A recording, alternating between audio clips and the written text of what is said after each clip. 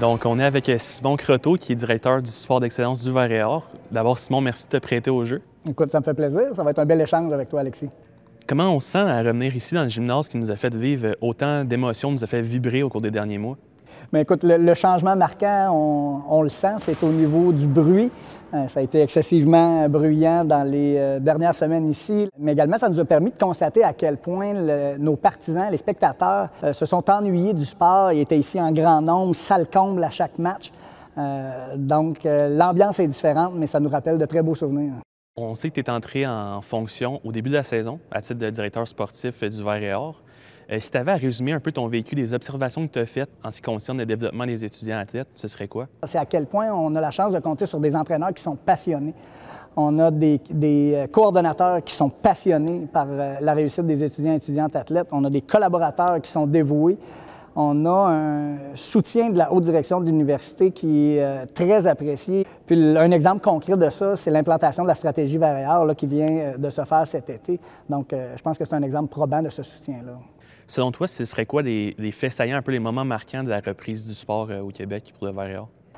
Sans rentrer dans trop de détails, mais je peux quand même te mentionner une excellente performance de notre équipe de golf lors de la saison d'automne. Un autre moment qui a été marquant, c'est la victoire historique de notre équipe de football face au Rouge et Or de l'Université Laval. Ça a été un moment marquant. Je m'en voudrais de ne pas mentionner les deux excellents parcours de nos équipes de volleyball. Donc, nos filles qui se sont rendues en finale, en grande finale du RSEQ et les garçons qui se sont également rendus en grande finale du RSEQ, qui l'ont remporté et qui ont pris la troisième place au championnat U-Sport. On a eu d'excellentes performances, autant en natation qu'en athlétisme.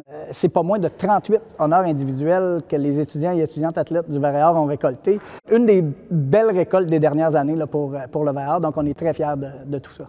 Donc, les athlètes du Vert-et-Or n'ont pas seulement rayonné dans leur sport, mais aussi sur les bancs d'école. Est-ce que tu peux nous glisser un mot là-dessus?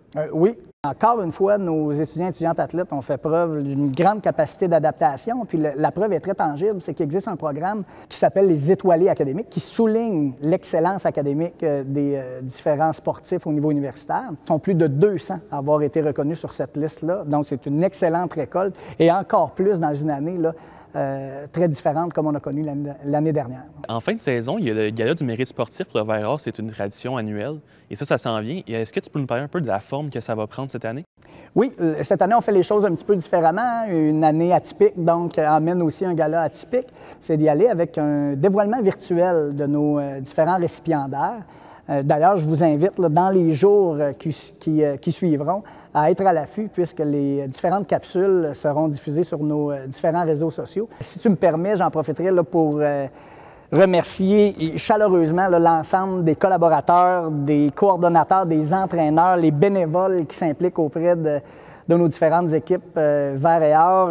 Je vous encourage à regarder en grand nombre les capsules des différents prix, les différentes nominations. C'est notre façon à nous de célébrer les très beaux succès, en fait les succès au-delà de nos attentes qu'on a connus cette année au Vert-et-Or.